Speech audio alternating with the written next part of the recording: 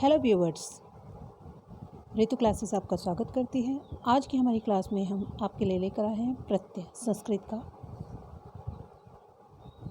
जैसे कि आप देख रहे हैं, विभक्ति रहित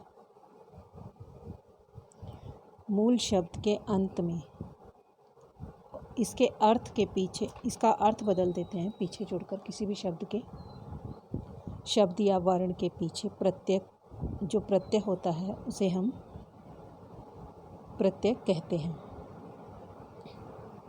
एक बार दोबारा से बता देती हूँ। संस्कृत में नए शब्दों के निर्माण के लिए प्रत्यय शब्दांशों को प्रयुक्त किया जाता है। वे शब्द जिनका किसी शब्द या धातु से निर्माण किया जाता है प्रत्यय कहलाते हैं। ये शब्द संज्ञा या सर्वनाम और क्रिया के अंत में जुड़कर उनके अर्थ को बदल देते हैं। प्रत्यय जैसे कि आप धातु में देख रहे हैं,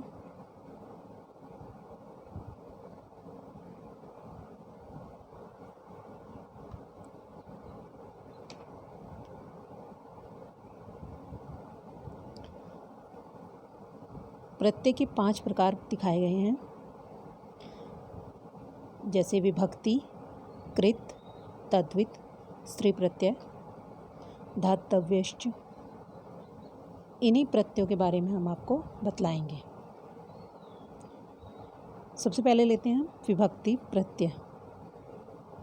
विभक्ति प्रत्यय में क्या होता है, किसी भी धातु में के पीछे ती, तह, अंति, इन्हें जोड़ने से विभक्ति प्रत्यय बनता है। जैसे कि उदाहरण के तौर पर राम के साथ सु जोड़ने पर राम है। ऐसे ही गम प्लस ती गच्छति।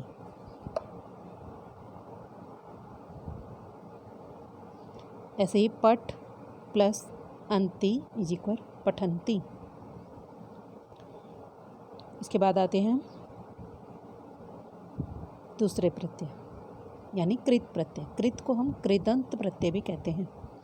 किसी धातु में प्रत्यय जोड़कर नवीन शब्द का निर्माण करना कृदंत या कृत प्रत्यय कहा जाता है। उदाहरण के तौर पर पठ प्लस ल्यूट इज इक्वल पठनम। नेक्स्ट हम आते हैं तद्वित।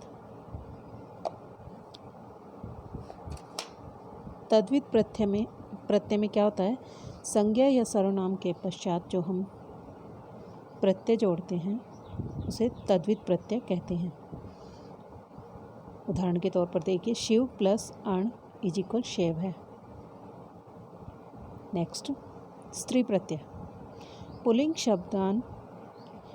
शब्द या स्त्रीलिंग शब्द के से बदलने के लिए, परिवर्तित करने के लिए जिस प्रत्यय का प्रयोग किया जाता है उसे स्त्री प्रत्यय कहते हैं। व्यवहार में इसे स्त्री प्रत्यय कहते हैं, इसे पुल्लिंग वगैरह नहीं कहते हैं। उदाहरण के तौर पर चतुर प्लस टाप इज इक्वल चतुरा। दात्री प्लस टी दात्री।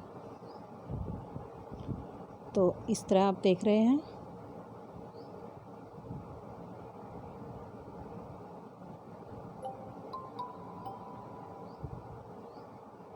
प्रत्यय की। तो प्रत्यय का एक और उदाहरण अभी नेक्स्ट रूप देखते हैं हम, ध्यातव्य प्रत्यय। ध्यातव्य में क्या है, किसी भी धातु की विभक्ति के मध्य में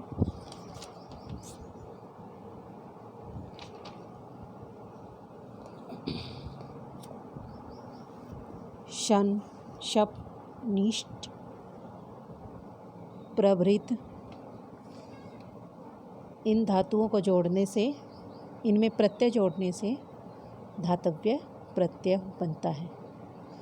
उदाहरण के लिए पठ प्लस णिच प्लस तिप इज इक्वल पाठ्यति। अंग्रेजी भाषा में प्रत्यय शब्द को सफिक्स कहते हैं। कुछ व्यवहार में प्रत्यय को हम आगे उदाहरण के तौर पर देखते हैं जो ज़्यादातर प्रत्यय यूज़ किए जाते हैं। कत्वा, तुम, शत, क्षत्रि, शानच, तव्यत, अनियर, कत, कत्वतु, यिंग, टाप, लियोट, णिच, लयप इत्यादि। अब हम आगे कुछ उदाहरण देखते हैं इनके।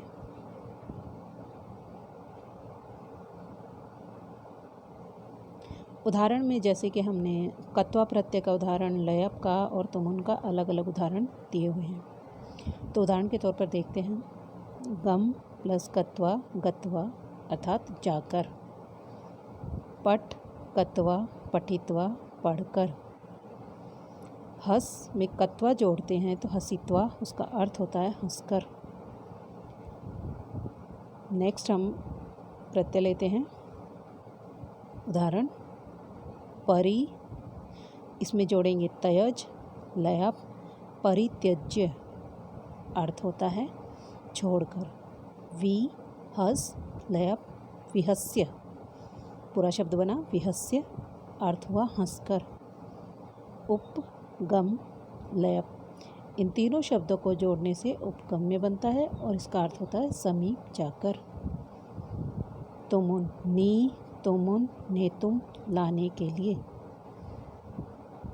गम, तुमुन, गंतुम, अर्थ हुआ जाने के लिए।